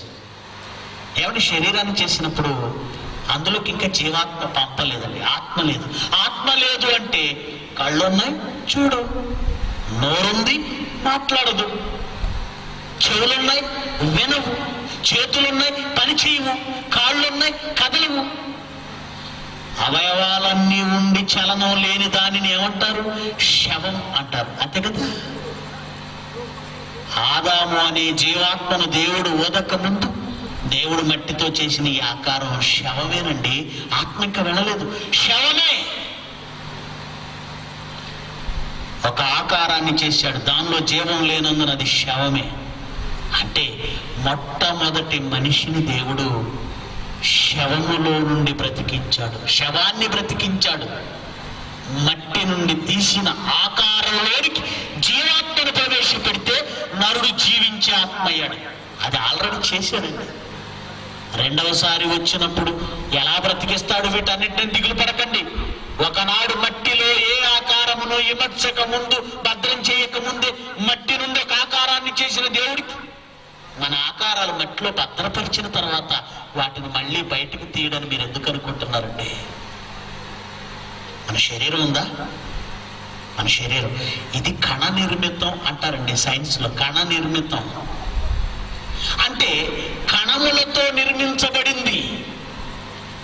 ఒక గోడను ఇటుకలతో కడతామండి. ఇటుక ఇటుక ఇటుక ఇటుక ఇటుక ఇటుక ఇటుక ఇటుక ఇటుకలు పేరిస్తే ఒక గోడ. అలాగే దేవుడు తల్లి గర్భంలో కణము కణము కణము కణము కణము కొన్ని లక్షల కోట్ల కణాలను పేరిస్తే 2.5 కేజీల ఆకారము కలిగిన మాంసపు ముద్ద. ఒక గోడలో విడదీస్తే వచ్చేవి ఇటుకలు, మన శరీరాన్ని విడదీస్తే వచ్చేవి కణాలు. కణాలు అంటే ఇటుకలు లాంటివి అన్నమాట. కాకపోతే ఇటుకలంత పెద్దగా ఉండవు, కంటికి కనబడినంత చిన్నగా ఉంటాయి, చాలా చిన్నగా ఉంటాయి. ఎలా అర్థం చేసుకోవచ్చు అంటే అర్థం చేసుకోవచ్చు. ఒక క్రొత్త ఫ్యాన్ కొన్నారనుకోండి మీరు. ఆ ఫ్యాన్ మీరు మొట్టమొదటి రోజు చూసినప్పుడు తలతళలాడుతూ మెరుస్తూ ఉంటుంది. ఆ ఫ్యాన్ అలా తిరుగుతూ ఉంటుంది. మొదటి రోజు, రెండో రోజు, మూడో రోజు, ఒక వారం రోజుల తర్వాత ఎందుకో కాస్త మెరుపు తగ్గినట్టుగా ఉంటుంది. గమనించండి. ఒక వారం రోజుల తర్వాత ఫ్యాన్ కొని క్రొత్తగా పెట్టిన రోజు చూసిన తళుకు వారం రోజుల తర్వాత ఉండదు. ఏం జరిగిందని కాస్త వేలు పెట్టి ఆ ఫ్యాన్ ఇలా తుడిచారనుకోండి, ఏమొస్తుంది? డస్ట్, దుమ్ము, లైట్గా కనబడినట్లుగా. దాన్ని అలాగే వదిలేండి. నెల, 2 నెలలు, 3 నెలలు, 4 నెలలు, 5 నెలలు, 6 నెలలు, కంటికి కనబడేంత ఒక సన్నటి పొరలా మట్టి కనబడుతుంది. దాన్ని ఇలా తీస్తే ఇంత మందం వస్తుంది. ఇంత మందం రావడానికి 6 నెలల పాటు దుమ్ము కణాలు దాని మీద పడ్డాయి. దుమ్ము కణాలు దాని మీద పడ్డాయి. ఒక్కొక్క కణం ఒక్కొక్క కణం ఒక్కొక్క కణం కొన్ని కోట్ల దుమ్ము కణాలు అతుక్కుంటే నీ చేతికి చిక్కేంత ఇంత దుమ్ము వచ్చింది. తల్లి గర్భంలో కూడా జరిగింది అదే. దేవుడు కొన్ని కోట్ల కణాలను ఒక్కొక్కటి ఒక్కొక్కటి ఒక్కొక్కటి ఒకదాని మీద ఒకటి పేరిస్తే 9 నెలలకు 2.5 కేజీల బరువు వచ్చింది. అంటే తల్లి గర్భంలో కొన్ని కోట్ల కణాలను దగ్గరికి చేర్చి ముద్ద చేశాడు. మట్టిలో పెట్టిన తర్వాత, మట్టిలో మరణం తర్వాత మట్టిలో పెడతావే, అప్పుడేం జరుగుతుంది? తల్లి గర్భంలో ఒక్కటిగా దగ్గరై బంధం ఏర్పరచుకున్న ఈ కణాలు మట్టిలో పెట్టగానే విడిపోతాయి. ఆ బంధాన్ని పోగొట్టుకొని కణాలుగా విడిపోతాయి, కణాలుగా విడిపోతాయి. అంటే కణములన్నీ కలవడం వల్ల ఒక ఆకారం కనబడింది. అవన్నీ మట్టిలో పెట్టగానే విడిపోవడం వల్ల, ఏ కణానికి ఆ కణం విడిపోవడం వల్ల మట్టిలో మట్టిగా భద్రం చేయబడ్డాయి. రెండవ రాకడలో వచ్చి తన మాట శక్తితో దేవుడు పిలవగానే ఆయన మాట ఆకర్షణకు మట్టిలో పెట్టబడిన నీ శరీరము తాలూకు కణాలన్నీ మళ్ళీ ఒక్కటవడం ప్రారంభిస్తాయి. ఇదంతా మాయ కాదండి, సైన్స్. జరిగేది, కళ్ళ ముందు జరిగేది. అది ప్రాక్టికల్ గా ఒకనాడు ఏహెస్కేలు చూపించాడు. ఏహెస్కేలు చూస్తుండగానే ఎముకలు, ఆ ఎముకలు టక్క టక్క టక్క శబ్దం వచ్చేస్తుందట. చూడండి తర్వాత కంటిన్యూచేయండి. ఏహెస్కేలు 37వ అధ్యాయంలో 7వ వచనం. ఆయన నాకు ఇచ్చిన ఆజ్ఞ ప్రకారం నేను ప్రవచించుచుండగా గడగడమను ధ్వని ఒకటి పుట్టెను. ఎముకలు అతుక్కుంటుంది, ఒకదానికి ఒకటి ఢగ ఢగ ఢగ ఢగ, ఒకదానికొకటి అతుక్కోవడం. వెంటనే దాని మీదకి మాంసం రావడం, నరములు రావడం, చర్మము రావడం. ఆ తర్వాత దేవుడు జీవాత్మను మళ్ళీ వాటిలోనికి పంపడం. ఒకనాడు మట్టి నుండి ఆకారాన్ని తీసి జీవాత్మను నింపిన దేవుడు ఇప్పుడు మట్టిలో కలిసిపోయిన లేదా మట్టిగా మార్చబడిన నీ శరీరాన్ని మళ్ళీ మట్టిలో నుండి బయటికి తీయడానికి ఒక పెద్ద పని అండి, పెద్ద పని అది. అందుకే యేసుక్రీస్తు రెండవసారి వచ్చినప్పుడు, ఏమండి అప్పటి వరకు మీరు నీతిమంతులైతే అప్పటి వరకు పరదేశంలో ఉంటాయి మీ ఆత్మలు. నీతిమంతులుగా బ్రతికితే పరదేశంలో, నీతిమంతులుగా బ్రతకపోతే ధనవంతుడు ఎక్కడ వేదన పడుతున్నాడు అదే వేదనకరమైన స్థలం. యేసుక్రీస్తు రెండవసారి వచ్చినప్పుడు ఆయన కేక, ఆయన శబ్దానికి ఇదిగో ఈ మట్టిలో పెట్టబడిన లేదా ఈ ప్రకృతిలో ఉంచబడిన, ఏమంటే మట్టిలో పెట్టిన శరీరాలోనా మరి కట్లపై కాల్చేసిన శరీరాలు రావంటే వస్తాయి. ఏమంటే వాళ్ళు కట్ల మీద కాల్చేశారు, ఏమైపోతుంది? శవం బూడిదైపోతుంది. ఆ బూడిదని తీసుకెళ్ళి ఎక్కడ చల్లుతారు? నదిలో చల్లుతారు. ఆ నదిలో కలిసిన బూడిద ఏమవుతుంది? మళ్ళీ నీళ్ళలోకి వెళ్ళి కింద మట్టిలోకే కదా వెళ్ళింది, మళ్ళీ మట్టిలోకే. ఏమండి చావల, కల్పన చావల ఆకాశంలో పేలిపోయింది, పర్వాలేదు, ప్రకృతిలోనే కదా కలిసింది. పంచభూతాలలో ఎక్కడ నీ దేహమునకు సంబంధించిన అణువులు, పరమాణువులు లేదా కణములు ఈ ప్రకృతిలో పంచభూతాల్లో ఎక్కడ నిక్షిప్తమైన దేవుడు తన మాట శక్తితో రెండవ రాకడలో మళ్ళీ ఆకారాన్ని నిలబెడతాడు. అదే అన్నాడు, ఒక కాలం వచ్చుచున్నది, దీనికి ఆశ్చర్యపడకుడి, అప్పుడు సమాధులలో ఉన్న వారందరూ ఆయన శబ్దము విని సమాధులను పగలగొట్టుకుని బయటకు వస్తారు. పరదేశంలో ఉన్నావనుకో, నీ ఆత్మ పరదేశం నుంచి వచ్చి ఎక్కడ నిన్ను బాధి పెట్టారో ఆ బాధి పెట్టబడిన దేహమును మరలా ధరించుకొని బయటకు వస్తుంది. ఒకరు వేదనకరమైన స్థలంలోకి వెళ్ళినా వాడు బయటకు వస్తాడు. ఇద్దరికి అక్షయ శరీరాలు వస్తాయా? వస్తాయి. యేసుక్రీస్తు ఈ భూమి మీదకి వచ్చినప్పుడు కుడి ప్రక్కన గొర్రెలు, ఎడం ప్రక్కన మేకలు. జగత్తు పునాది వేయబడింది మొదలుకొని లేదా మొదటి మనిషి పుట్టినది మొదలుకొని ఎవరు నీతిమంతులు వాళ్ళు కుడి ప్రక్కన, ఎవరు అనీతిమంతులు వాళ్ళు ఎడం ప్రక్కన. ఆ రోజు వాళ్ళకి ఇచ్చే ఫైనల్ జడ్జిమెంట్, కుడి ప్రక్కన ఉన్న వారిని చూసి, నా తండ్రి చేత ఆశీర్వదింపబడిన వారులారా రండి, లోకము పుట్టినది మొదలుకొని మీ కొరకు సిద్ధపరచబడిన దేవుని రాజ్యమును స్వతంత్రించుకోండి అని ఆ రోజు మనము ధరించుకున్న ఈ క్రొత్త శరీరాలు, అక్షయ శరీరం అన్నాడు దాన్ని, అక్షయ శరీరం, అక్షయ శరీరం ఆ రోజు పంపిస్తాడు. మరి వీళ్ళకి ఒక అక్షయ శరీరం వచ్చింది, కానీ ఇది పరలోకములోనికి వెళ్ళడానికి మహిమ పరచబడదు. పరలోకానికి వెళ్ళే నీతిమంతుల శరీరాలు ఉన్నాయే, ఇవి మహిమ పరచబడి మహిమలోకానికి వెళ్తాయి.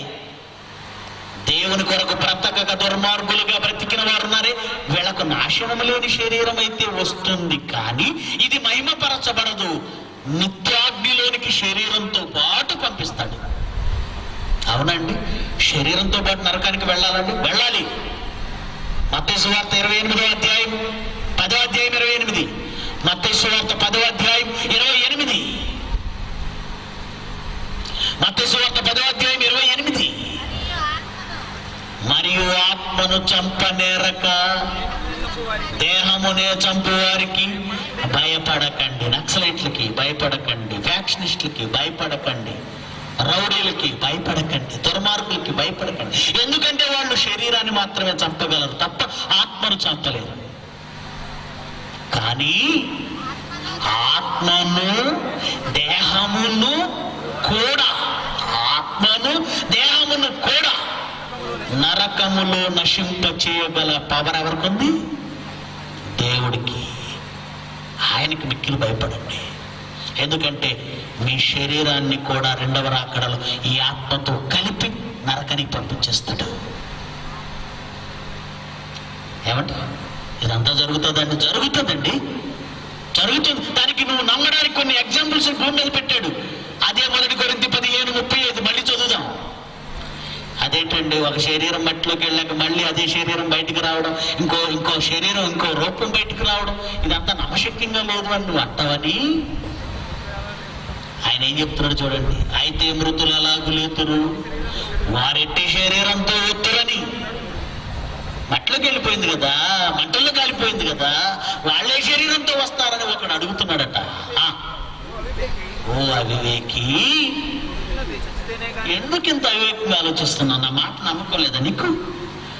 నువ్వు విత్తినది చచ్చితేనే గాని బ్రతకదు కదా అన్నాడు. నిజమండి ఇది.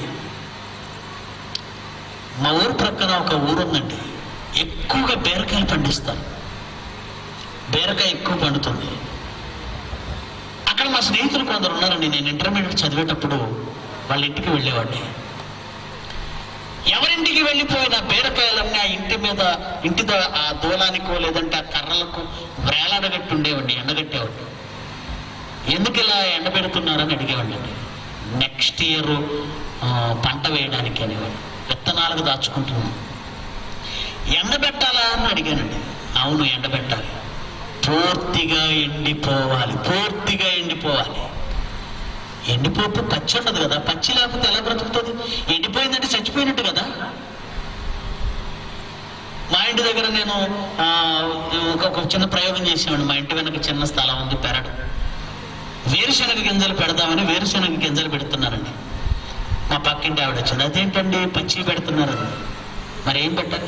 అవి బాగా ఎండిపోవాలండి అంతే. అంటే ఎండిపోయిందంటే పూర్తిగా చచ్చిపోయిందని అర్థం.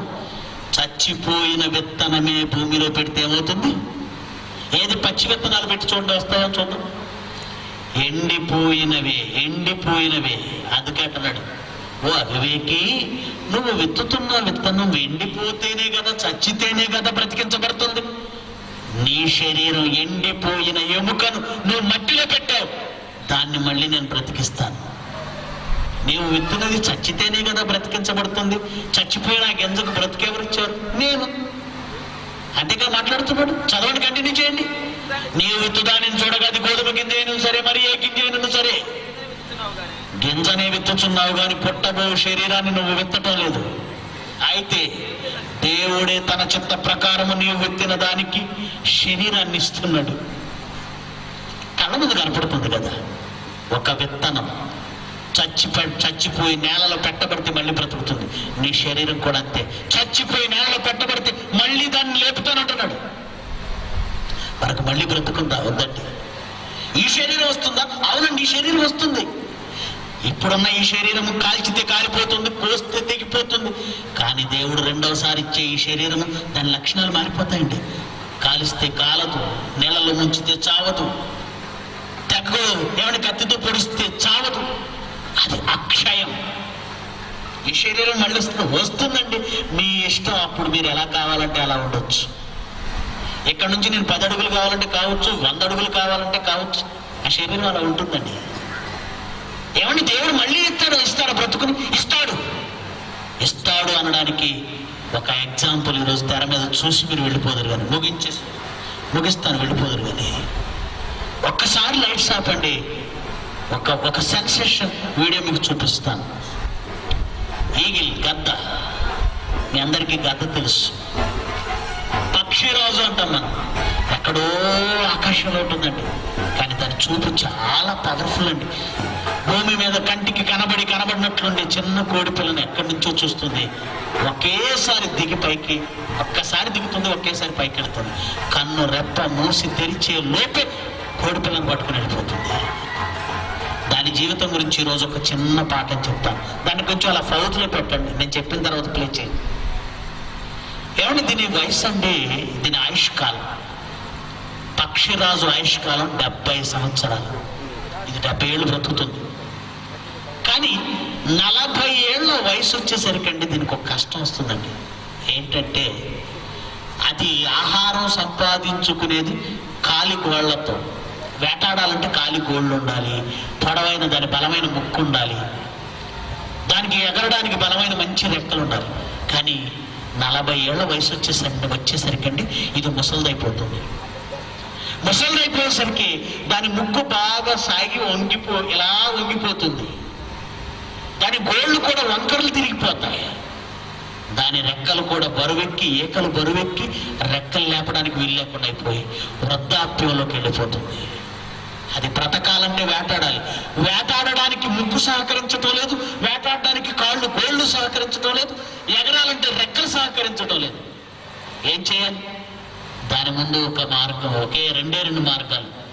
ఒకటి, చావుకి వెళ్ళిపోవాలి, లేదా బ్రతకాలంటే ఒక కఠినమైన కార్యక్రమానికి అది పూనుకోవాలి.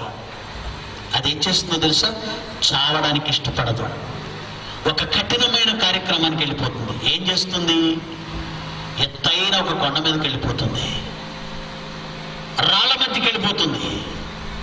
ఆ రాళ్ల మధ్యకి వెళ్ళి వేటాడడానికి వీలు లేని ఈ ముక్కుంది, ఈ ముక్కును ఆ రాళ్లకేసి ఇటు అటు ఇటు అటు రుద్దేస్తుందండి.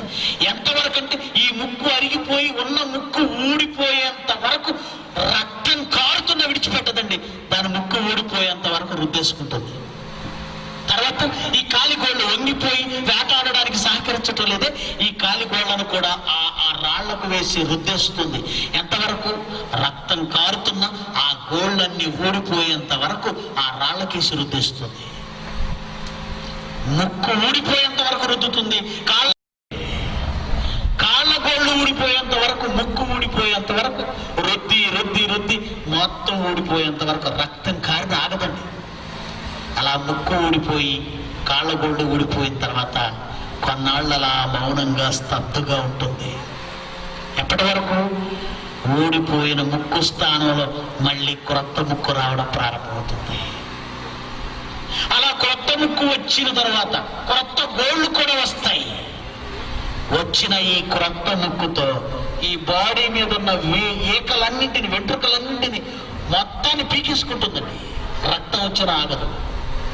అలా బాడీ మీద ఉన్న ఈకలన్నింటినీ రక్తం వస్తున్నా ఆగదు, పీకేసుకుంటుంది. మళ్ళీ కొన్నాళ్ళు అలా మౌనం ఉంటుంది. ఊడిపోయిన ఆ ఈకల స్థానంలో క్రొత్త ఈకలు వస్తాయి, క్రొత్త రెక్కలు వచ్చాయి, క్రొత్త ముక్కు వచ్చింది, క్రొత్త గోళ్ళు వచ్చాయి. అంతే, మళ్ళీ దాని యవ్వనం దానికి తిరిగి వచ్చేస్తుంది. దాని యవ్వనం దానికి తిరిగి వచ్చింది. తిరిగి వచ్చిన ఆ యవ్వనంతో మళ్ళీ 40 ఏళ్ళు బ్రతుకుతుంది. అది 40 ఏళ్ళు. ఒక్కసారి ఆ వీడియోని మీరు చూడండి. చావులోనికి వెళ్ళిపోవాల్సిన దానికి మళ్ళీ 40 ఏళ్ల ఆయుష్ పెరిగింది. దాని యవ్వనం మళ్ళీ తిరిగి వచ్చింది దానికి. ఇప్పుడు ప్లే చేయండి.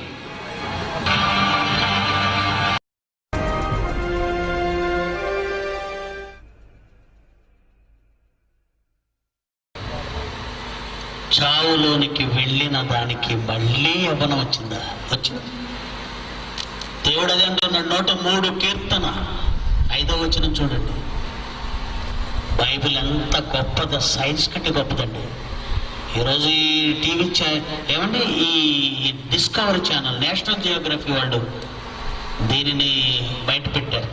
కానీ దేవుడు ఎప్పుడు రాయించాడు భక్తుడి చేత? చూడండి, 103 కీర్తన 5వ వచనం. పక్షిరాజు యవ్వనము వలె.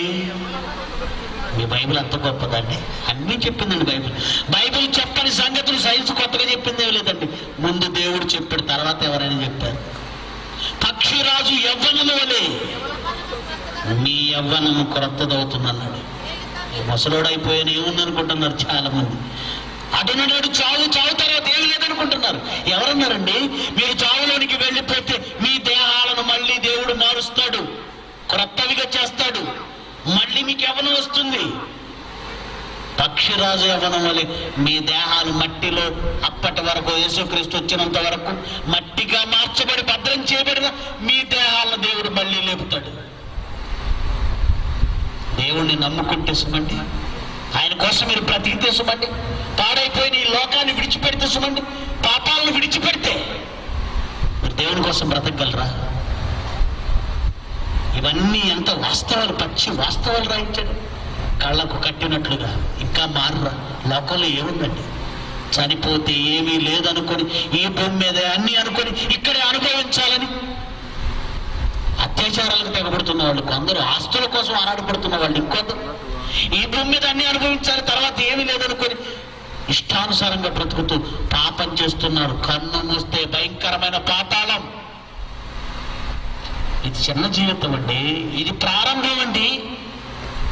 ఒక కప్ప ఎన్ని దశలలో మారుతుందో తెలుసు దాని జీవితం. గుడ్డు, లార్వా, టాడ్పోల్ లార్వా, తర్వాత మధ్య దశ, తర్వాత ప్రౌఢజీవి. మనది కూడా 60-70 ఏళ్ళ జీవితం ఒక దశేనండి.